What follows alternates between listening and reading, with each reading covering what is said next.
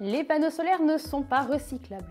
Les panneaux solaires ne sont jamais rentables ou encore les panneaux solaires peuvent donner le cancer. Vous avez peut-être déjà entendu ce genre d'affirmation sur le web ou lors d'une discussion. Heureusement pour nous, ce ne sont que des rumeurs et c'est ce que je vais vous expliquer dans cette vidéo. Je suis Lola de Nouvelle Ère Énergie et mon objectif, c'est de vous conseiller pour que vous puissiez faire un maximum d'économies sur votre consommation d'énergie. On commence tout de suite, c'est parti! Allez, on attaque avec la rumeur qu'on entend le plus souvent.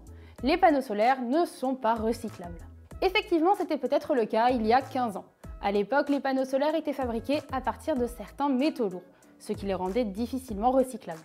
Mais depuis, on a quand même bien évolué. À présent, les panneaux solaires sont principalement conçus avec des matériaux recyclables, comme le silicium, le verre ou encore l'aluminium. Et c'est l'organisme PV Cycle qui collecte et recycle à 95% les panneaux solaires usagés en France. Et les 5% restants, eh bien, ce sont des petits composants perdus au cours du recyclage. La deuxième idée reçue qu'on entend souvent sur le web, c'est que les panneaux solaires ne sont jamais rentables car leur durée de vie est trop courte. Eh bien, c'est totalement faux. Aujourd'hui, la durée de vie moyenne d'un panneau solaire varie entre 30 et 40 ans. Et en plus de ça, la plupart des fabricants garantissent leurs panneaux pendant 25 ans. Attention, ça ne veut pas dire que les panneaux arrêteront de produire de l'électricité une fois cette date passée. En règle générale, les constructeurs affirment que s'ils sont bien entretenus, les panneaux continueront de produire à 80% de leur puissance initiale pendant une vingtaine d'années après la garantie. Donc pas d'inquiétude, pour votre projet, il sera bel et bien rentable. Allez, on passe à la troisième idée reçue de ma liste. Beaucoup de gens pensent encore que les panneaux solaires, c'est seulement pour ceux qui habitent dans le sud. Et bien là encore, c'est totalement faux.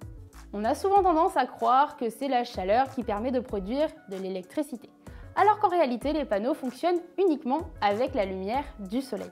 C'est donc la durée d'ensoleillement et non la température de votre région qui déterminera la quantité d'électricité que vous produirez. Alors oui, ceux qui habitent dans le sud produisent plus d'électricité que ceux qui vivent dans le nord, car ils bénéficient de plus d'ensoleillement. Mais dites-vous que même dans les pays scandinaves, les installations solaires sont rentables. En sachant ça, vous imaginez bien que même à Lille, vos panneaux solaires seront rentables.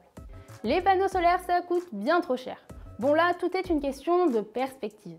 Et effectivement, une installation de panneaux solaires représente un certain budget. On parle de 8 000 € en moyenne pour une puissance de 3 kW crête.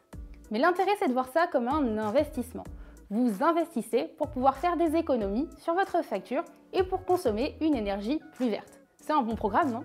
Côté rentabilité, votre installation de panneaux solaires peut être une opération encore plus intéressante qu'un placement immobilier.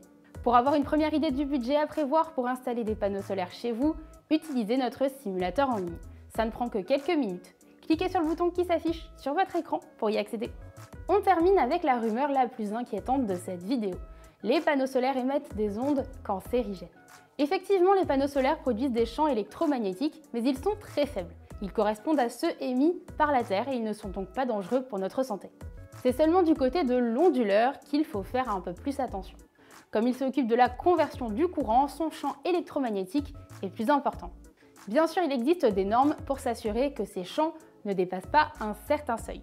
Ce ne sera donc pas dangereux pour votre santé. Et le mieux, c'est de vous assurer qu'il soit positionné le plus loin possible d'une pièce de vie, parce que plus vous éloignez l'appareil, et moins les champs magnétiques seront importants. Voilà, on a mis KO 5 idées reçues sur les panneaux solaires. Et pour en apprendre encore plus, je vous conseille d'aller voir cette vidéo à la suite.